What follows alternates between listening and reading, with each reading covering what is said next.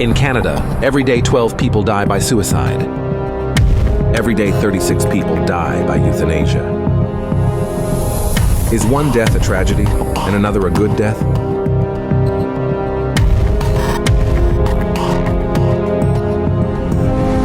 But all people are worth more.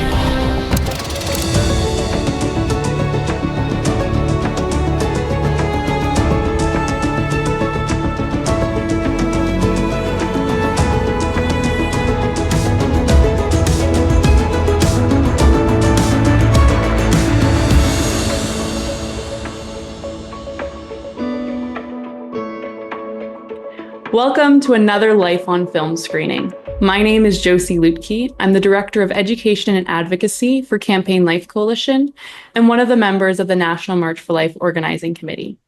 And today I have the pleasure of introducing Bronwyn Gray, who is the scriptwriter and director of a new 15-minute film called Worth More. Bronwyn, thank you very much for joining us. Thank you for having me. So I think that there's been a number of documentaries now on the subject of euthanasia, and they're all powerful and impactful in their own way. But you've done something different here. This is a creative short film that tells a story and asks thought-provoking questions. It really engages you audibly and visually with beautiful footage. So I'm wondering, why is it that you chose to take this unique approach to the subject of euthanasia? Yeah, that's a great question, Josie.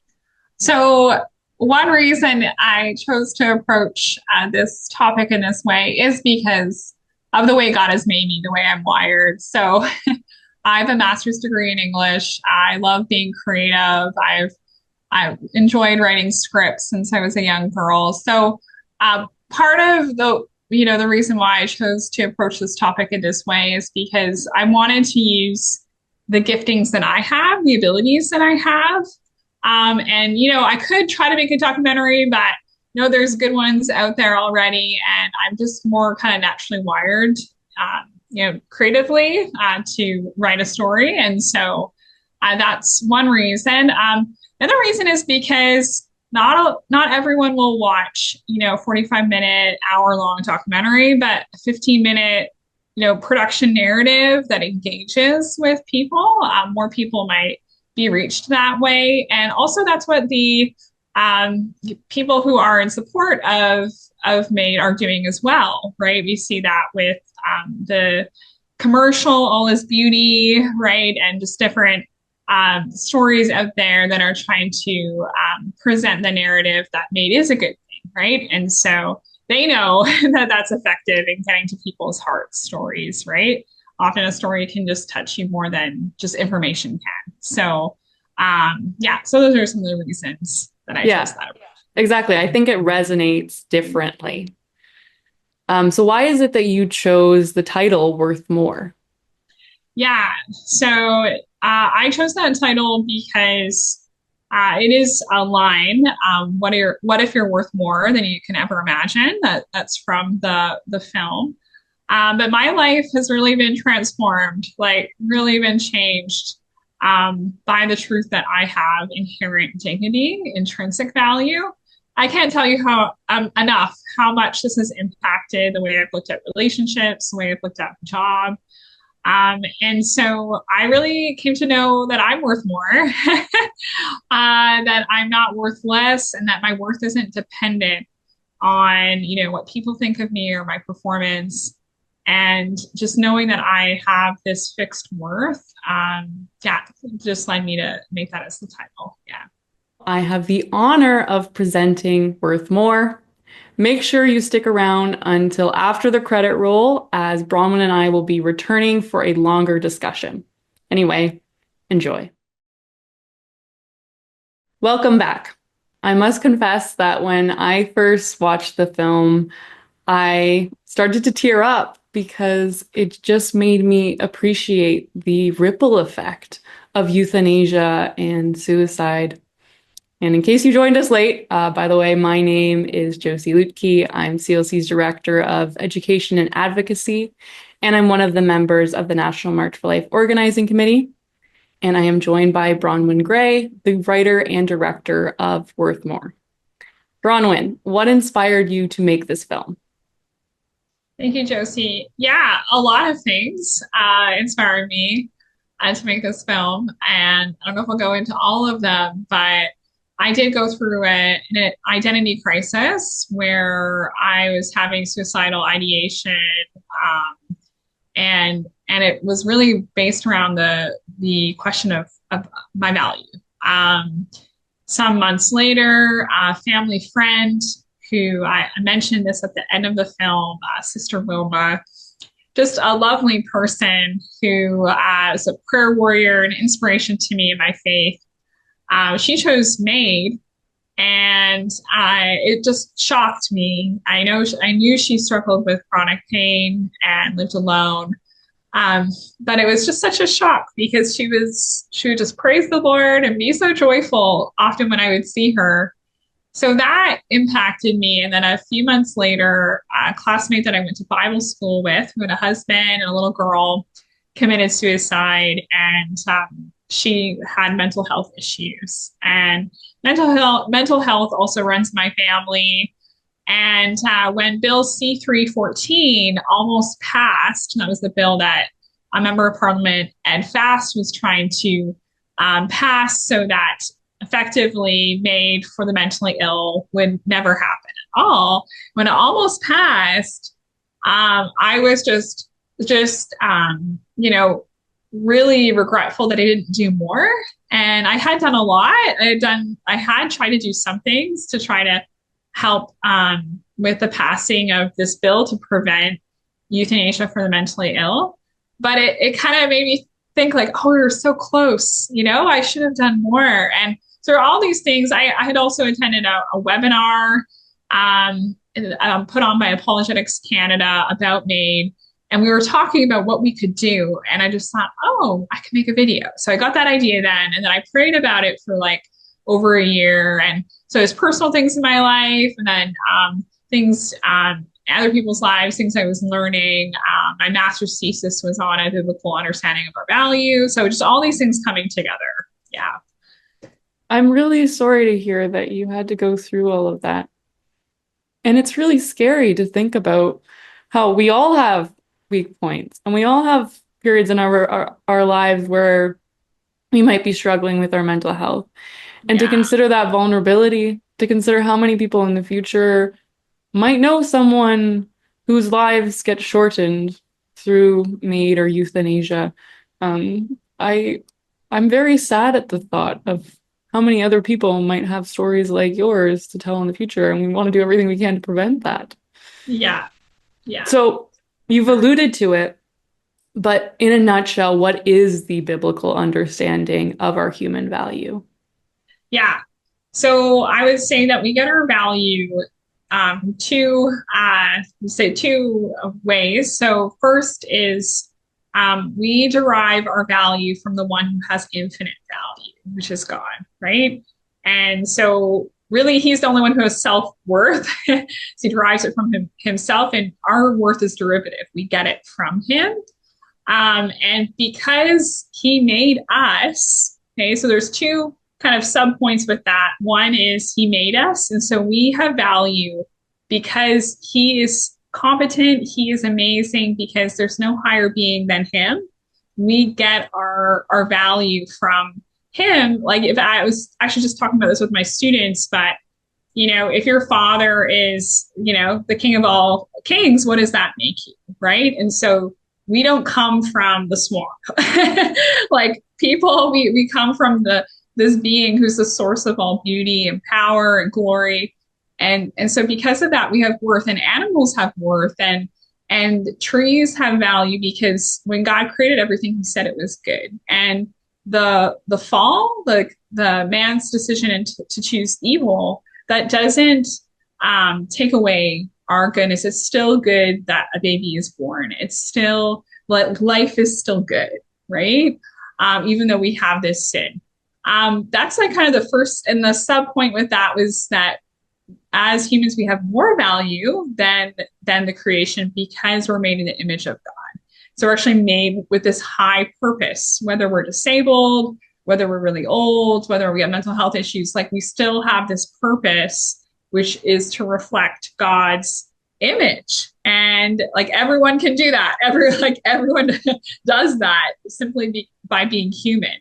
And so if we think highly of God, we have to think highly of ourselves, and we have to think highly of other people because they're representing Him, regardless of their skin color, regardless of their religion, whatever.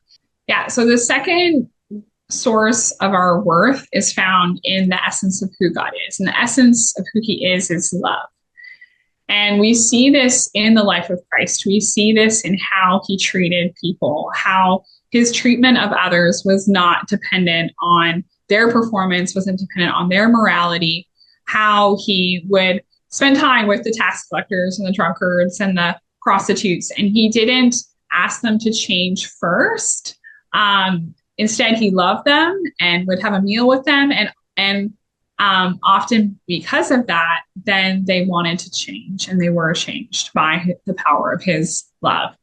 And we see, though, our value most chiefly in the cross, in the fact that God the Father would give up His Son, give up His pearl, what was most precious to Him, for us, right, to save us, even though we when we talk about merit, we did not deserve of Christ's death at all, right? Like we deserve punishment, and yet He chose to send Christ, and Christ Himself chose to willingly give up His life for us. So the cross shows us, it shows us the justice of God, it shows us the holiness of God, it shows us the wrath of God, but most of all, it shows us the love of God. And for so long, I didn't see that. I thought, that God doesn't really love me. I thought he loves, His Son, and the Son loves the Father, and it's all about the glory of God. I didn't see that God is actually glorified in sacrificial love, right? In loving us, His enemies.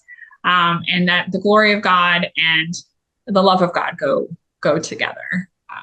Yeah. So I really love how you put that. Yeah. And yeah, you just keep talking about it. But yeah, so our value really comes from God and how we think about God, what we believe about God. A.W. Tozer says that's the most important thing about us. And it really is, because it affects how we see ourselves then and how we see other people. So yeah, it starts and ends with theology. Yeah. Our ideological adversaries, however, are going to argue that this isn't about our value. This is about respecting autonomy when people want to put an end to their suffering. So how would you respond to that argument?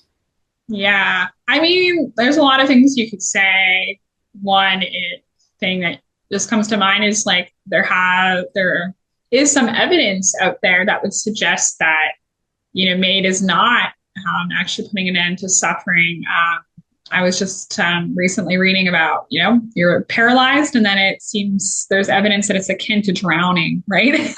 So there's that, bringing that up, and then there's the aspect of, as a Christian, we believe that there's a hell, right? And so MAID is not an end to, having you made your heart right with God, right? Maybe it's not an end to suffering. Yeah, and then there's the whole aspect of free. Is it really a free choice? And is my mother recently passed away, and in her final days, I saw just how much she was dependent on the nurses and the doctors, right? And when people are sick, they're looking to someone in authority, right? And it's easy for that kind of position of a doctor and a patient to be abused. And so, how free is this really? And you look at the reasons why people choose MAID as well, right? Pain isn't actually the first one. It's actually, there's loneliness is one of them, the loss of the ability to do activities. Those are actually higher up than pain. And so, I just would kind of want to question that argument, but I also would want to say that I would want to ask the people I'm talking to, do you believe in suicide prevention? And I mean, everyone I talked to, almost everyone I've talked to, they would say, yeah, we do. And so trying to show people that like everyone should have suicide prevention, not just some people, right? Not just young people, old people should too, right?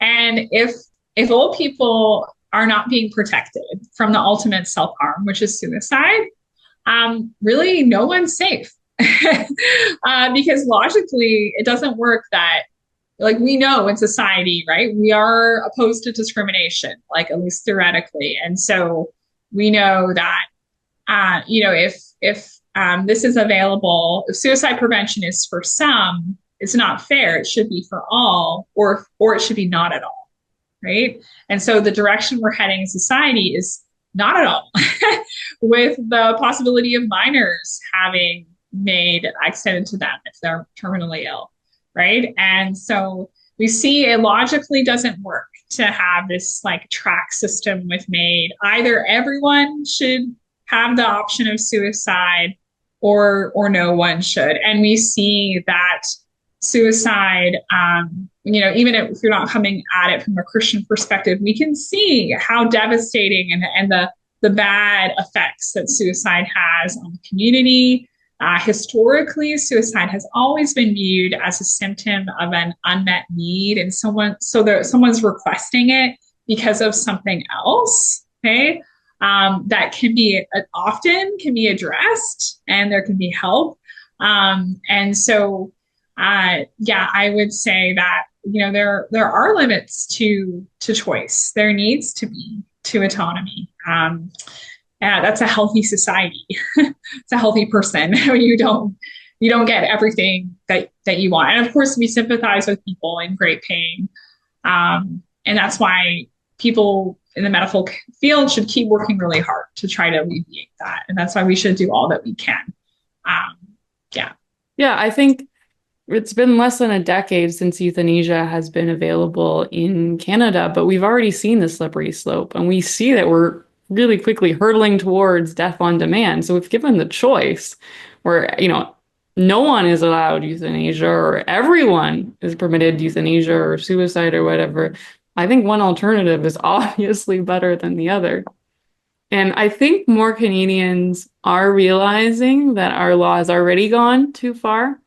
Yeah. But I don't think as many understand that life is always worth living, even when there is very little of it left to live. When someone, is on their deathbed and maybe only has a few more days, that it's still wrong to kill them then.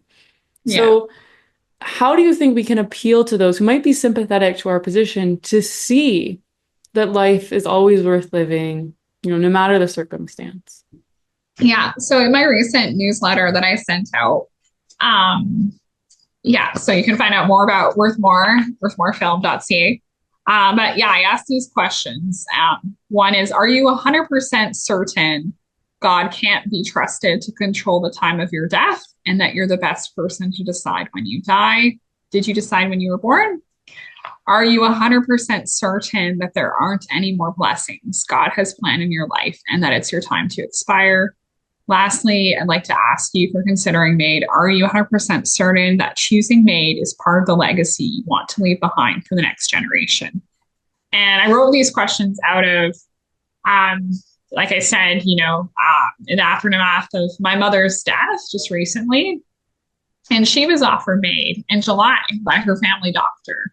And doctors and nurses were saying that she would only have maybe a month or 6 weeks to live. And she was in pain. But thankfully she said, what she said to the doctor was, nothing is impossible with God. That's what my mom said. And the doctor said that they believed that as well. And they said, MAID is one of God's tools for those who are in great pain. And later, my mom wrote in her journal, asking God to forgive the doctor for not wanting her alive, because that's how my mom felt by being offered MAID and by the doctor's persistence, was she felt devalued. And so my mother ended up living for 3 more months. And in those 3 months, a lot of significant things happened. the biggest thing that happened was that my parents actually reconciled. My whole life, they've been separated and they were divorced, the whole thing. And in the last 3 months, they renewed their wedding vows. They were so sweet to each other. They forgave each other. It was just amazing. It felt like that was a big part of why my mom had 3 more months with us, because right after they renewed their wedding vows, that was a Saturday and she died Tuesday evening. And so it was just really healing and beautiful for the whole family. Other benefit was my mom has always had a hard time receiving from people. And those 3 months, she was at the hospice and she had to rest. And so people who had been given to by her, who she had served, just they all were flooding in there, giving her gifts, loving her, blessing her. And it's always been hard for her to receive. And finally, she had to. And I think it was healing and good for her. And then I had never had so much time with my mom as I had, and such quality time with her. And so I understand, no, not everyone's experience is going to be like my mother's. But I would just want to say, like, to someone who, like might only have, a week or however long it is. First of all, that prognosis might not be correct. Second of all, like, people have shared stories with me of people in their, and I know people where in their old age, they have deathbed conversions. They turn to God, right? And so it's like, would you want to prevent that from happening, where someone will actually make their heart right with God and have then the confidence that they can face death without fear, can face death with courage, because they know where they're going. If a person's a believer, I would say, like, and this is a story that I heard relayed to me, like, would you want the last thing that you did on earth before you face God be that you broke one of his commandments, right? That you murdered, that you killed yourself, right? Like, is that how you really want to face God, right? Like, don't we want to face death with courage to convey to the younger generation that, like, death is an enemy. Death is a difficult thing, but, like, face your difficulties, child, in life with courage, like, don't press the escape button, like, go all the way to the end, persevere, right? Because you have resilience, because you can do that, right? And so I would say, like, when people are older, they might think, like, oh, I'm a burden. I can't contribute to society. It doesn't really matter. But people are watching you. How you face death can be such an example, right? And often that's how people remember you too, right? Is you can have this great life, and then how did you end it, right? And wouldn't you want that to represent how you've lived your life? And I know it's been presented in the way, to make it sound like it is the dignified and courageous thing to do, right? But it's not. And so we have to kind of pull back and see, okay, what are they really talking about when they're talking about aid, right? It's not medical assistance, it's not dignifying. You already have dignity. You can never lose your dignity, right? So kind of be more critical thinkers. Yeah. Again, my condolences about your mom. I know I mentioned that before we started recording, but I didn't know the part where she was offered euthanasia. And it's terrible that you have to contend with that when you're at your most vulnerable. But I'm also so grateful that the end of her life ended up being so beautiful and that she was surrounded by family. So praise be to God for that. Yeah, it was amazing. So relatedly, the film poses the question, is the only kind of person our society will accept someone happy, healthy, and young? So what role do ageism, ableism, and discrimination play in this debate over euthanasia? Yeah, I would say it plays a great role.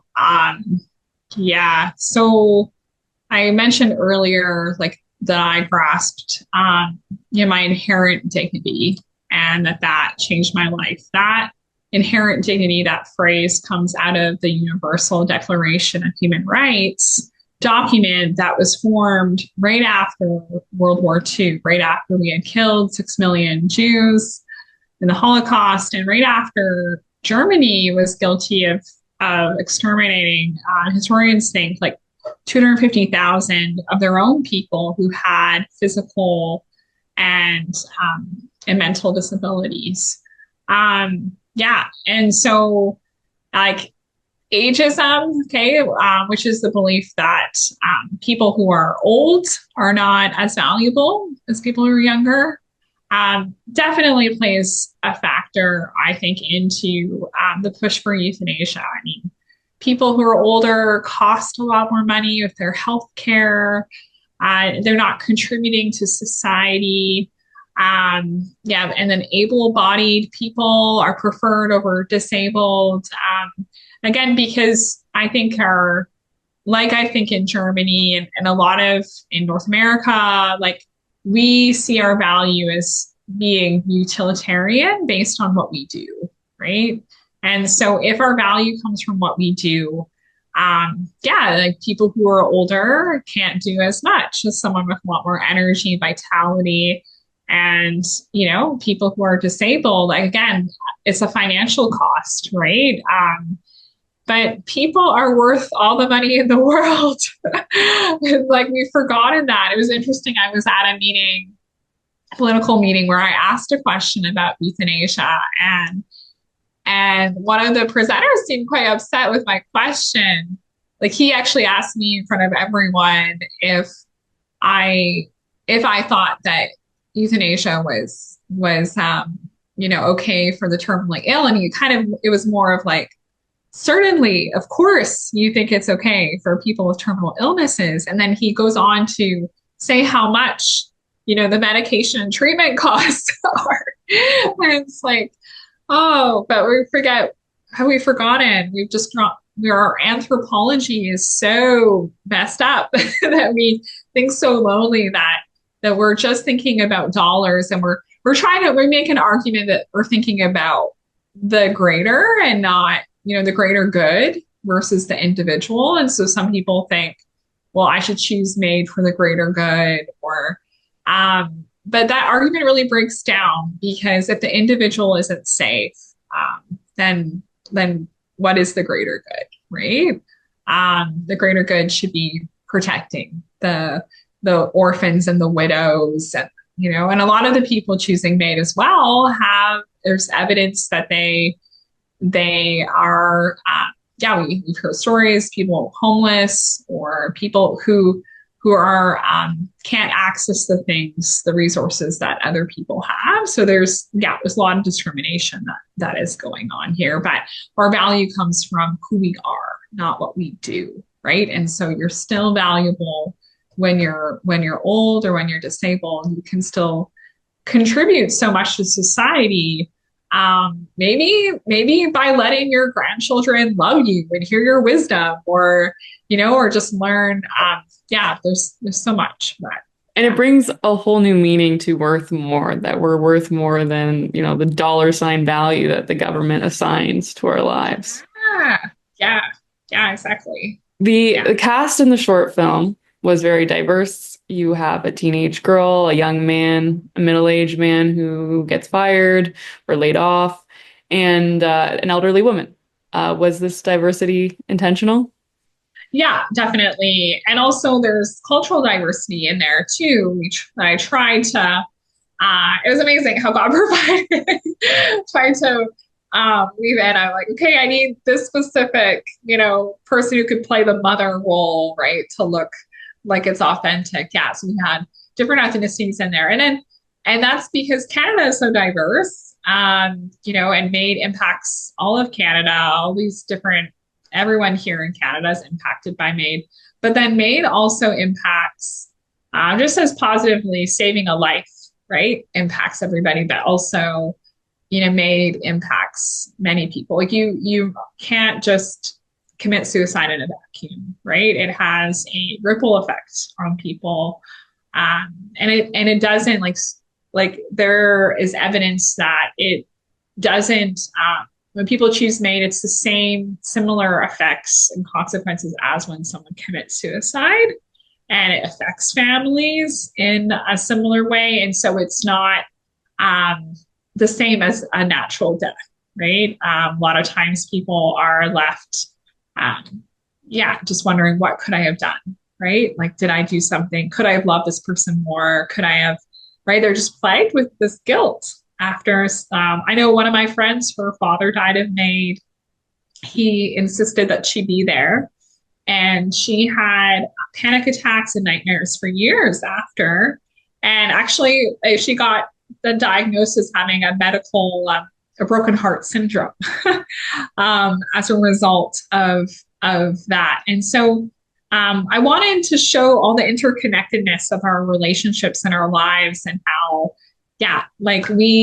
it's not just your choice, right? Like, our choices always impact other people. And so that's another motivation too. It is a point that you make in the film, that there's not as great a distinction between suicide and euthanasia as many people would like there to be. In fact, you have some organizations like Dying with Dignity that are trying to convince people not to use terms like assisted suicide because that's stigmatizing and they don't want that association. So what do you make of this cognitive dissonance? Yeah. I mean, they're clever to be changing the language, because suicide, rightly so, has a very negative connotation. And people associate it with heartbreak, tragedy. And so if you're wanting to have people accept something that they previously saw as being bad, changing the name, right? So Dying with Dignity. Wow, who doesn't want to die with dignity? Medical assistance in dying, right? So it sounds appealing. Sorry, what was the question though? It was the cognitive dissonance. Maybe also how we can overcome that when people see, suicide is terrible, euthanasia is good. I feel like, I think sharing all the stories, right? Because people just see one side of it, and they might just see the CBC documentary about this person who chose MAID, and wasn't it beautiful? And look at how they had all their loved ones around them. And then people feel like, what I've heard is, it's like a death party, right? And people feel, if they were part of that they have to go on and say what a great experience it was, because they, in a way, feel guilty for taking part in this evil act, right? And so I would say that we need the truth. Like, we need all the different stories. Maybe it's, some of those stories where, it seemed like a really positive thing, but let's hear the other stories, like that I just shared about my friend. Like we need to have there was an article I was reading by the National Post, I believe it was, and it was talking about family members struggling with their loved one choosing MAID, right? And it was interesting to see the negative comments where people were basically saying, had this person, family members don't have the right to grieve and it's like, no, we want to hear all the perspectives. Like, let's get Angelina Ireland from the Delta Hospice Society to share about how her hospice was taken from her because she wouldn't want to have MAID in a hospice. I mean, that's a whole other topic about how MAID and palliative care just, and hospice care, they don't work, because palliative care and hospice care is about letting a loved one die naturally, right? And just letting, that's something beautiful, actually, natural death, and that time of being able to forgive and be there for your loved one. And so I think that would be one thing I would say, is just, let's have the truth be told, and because this is life and death, And so wouldn't we want to see all the different sides of the story? Um, yeah, and making sure that we're fair, right? Yeah, so I guess that would be one thing I would say about that. Um, Trying to break down that cognitive dissonance. But then also just talking with people more. I went out to a park and I was talking with people and trying to get them signed petitions. And almost everyone signed my petition that may not be legalized for the mentally ill, right? But a lot of people didn't know. And so, like, getting that word out there so it's not just some people with very extreme views that are like are governing our legislation, right? But yeah, trying to show people that, and I'm doing so with compassion, right? That's why I like Worth More, because it's like I'm for this view that I believe is very positive, and I believe that you don't have to be a Christian to have, right? I believe that's actually this view of inherent dignity is how we thrived for many years as a civilization. How we thrive is with this view that we always respect human life. And so like being more about what we're for than what we're against, right? So that we are against euthanasia, but it's like we're inviting people to join us in like caring for the most vulnerable of our society. That's a great segue because, as you indicate in the film, the clock is ticking down. As of March of 2027, our government will be expanding euthanasia to those suffering solely from mental illness. So, what can viewers do right now to prevent that from happening, in addition to, signing a petition? Yeah, yeah. So, one thing I want to say is, like, I really believe in the power of prayer. And so that'd be the first thing I would say. Last thing I would say is like actually praying about the laws of the land and our political leaders, like actually taking God's word seriously, his commands to do that. I remember I was praying the morning, I was praying in the morning that Roe versus Wade be overturned. And then that day I found out it was. And it like really was like special to me that I just had been praying that morning, right? And I know it wasn't just my prayers, but yeah, I really believe prayers make a difference. So doing that. Yeah, and I also would say like emailing our MPs, going to carenotkill.ca is a great website. There's other websites you can go to where you email your MPs about this issue. And, I've sent out emails and I don't get a response, and it can be discouraging. But it was exciting when I wrote a legal brief and about MAID, and I did get a response, and they said, we're actually going to read this on our special joint committee on MAID. And I was like, oh, wow, I was like, oh, I hope I did a good job, but it really does make a difference. And I was talking to Member of Parliament, Ed Fast, and he said that like there were two things that really effectively delayed MAID, because MAID was supposed to be made available for mentally ill this past March 2024. And there were two things. One was the response of Bill C-314, the fact that it so many, even NDPs and liberals, and were actually wanting that bill to pass to stop MAID for mentally ill. So that made a difference. But then also the Special Joint Committee on MAID was inundated with emails from people saying, please don't do this. And so like your emails do make a difference. You're contacting a politician saying like, I'll vote for you if you take this position, or, please, like this is important. So like that really does make a difference as well.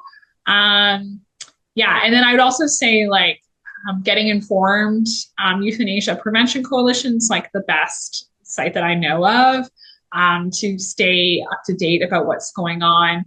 And then, yeah, like spreading the word, like informing people about this and being wise and loving in how you do that. But that doesn't mean that you don't do it, right? Just because it's controversial. So my favorite takeaway from the film was that through helping the young man, Jeffrey, the other people in the film help themselves relieve their doubts and realize that their own suffering can be worth something, that it can be purposeful. Yeah. And so I'm wondering, do you have a message for our viewers right now, some of whom might be experiencing suffering of their own? Mm, yeah. Yeah.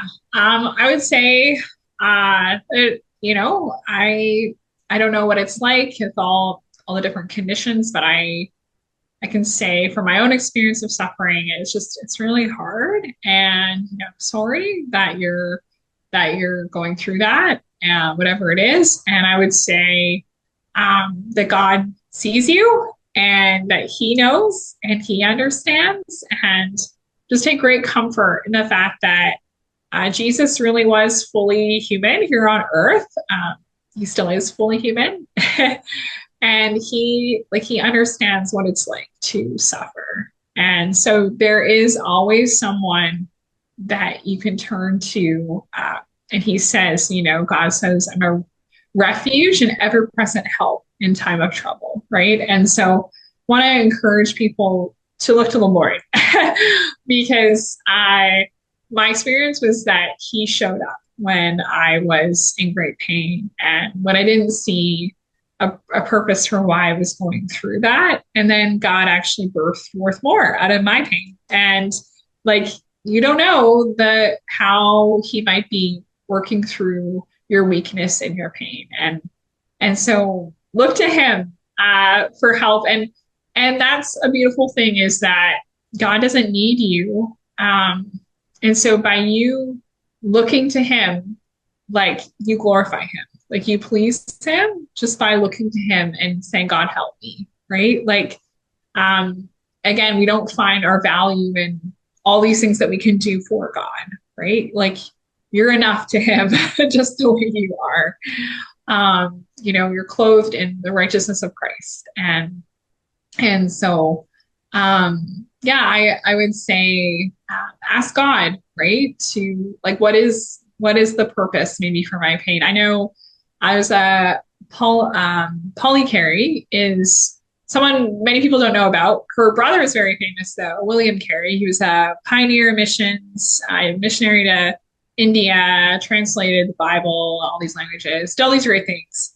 People don't really know that he had this sister who was bedridden for decades, I think over 50 years. Like, she was disabled, and she would write letters to her brother from bed, pray. And like, I think really she just embraced her, like, her position. And I believe in heaven she'll be greatly rewarded for her work, right? And so I think being creative in how we, like, that we can still make a difference in people's lives.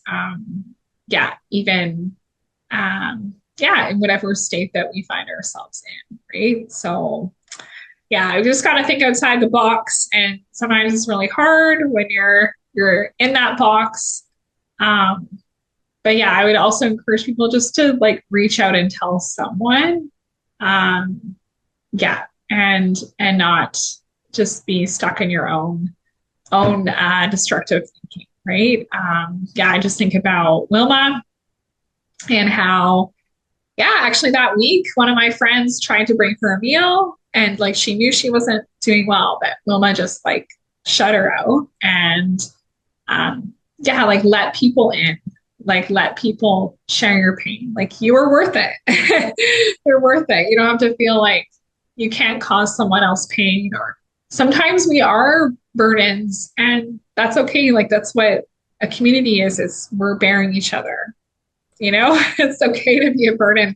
It's okay to have needs. Like, it's okay to not like be this independent, self-sufficient God, right? Like, that's why we have God. That's why we have community, right? So that's what I would say.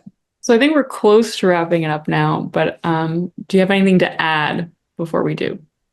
Yeah, sure. I would love to read a poem that I wrote about my worth. And it's more kind of tailored to my experience, but I hope it can be a blessing to people. And as I was grasping my worth, I wrote this. So it's called Jesus Alone. My worth is not in a lover's smile. My worth is not in a boss's praise. My worth isn't taken when I sin. My worth can never be erased. My worth is not decreased when I'm rejected. I matter. I'm loved. I'm always protected. My value is not increased when I achieve. For what do I have that I did not receive? Jesus alone is my righteousness. Jesus alone meets my needs. Jesus, not my performance. Jesus, not their opinion of me. My worth is not in my ministry, not in how much I obey, not in how my parents treated me. It's not in how much I pray. My worth is not in being married. It's not in having many friends. It's not in getting straight A's. It's there no matter what ends. Jesus alone is my righteousness. Jesus alone meets my needs. Jesus, not my performance. Jesus, not their opinion of me. For to God be the glory for all of my life. His grace saves and strengthens, not by work, not my strife. I've been justified by faith. I'm accepted, reconciled. People love, hate me no matter what. I'm God's precious holy child. And so, yeah, your worth can never be erased. And it's not based in you being healthy and strong. One day we'll be fully healthy and strong in glory. But now, even in your struggles that you have, that doesn't change your value, right? If anything, you're more valuable. If anything, the people who are struggling the most, we should then be lifting them up and caring for them more. I think you can judge the greatness of a society by how they treat their weakest members. Well, Bronwyn, I'd like to thank you so much, not just for sharing your time with us this evening, but also your talents, for your pro-life advocacy, and for the beautiful witness you're providing to our shared faith. So thank you. Yeah, thank you for allowing me to be here. Yeah, to share. Thank you for what you do as well. Thank you. If you haven't already watched our theme announcement, please do so. It's here on our YouTube channel.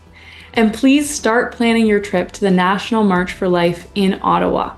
It is going to be on Thursday, May 8th this year, but there are many other events during the surrounding days. We also need volunteers to step up to organize a bus from your church or family of churches. So please contact us to get that ball rolling.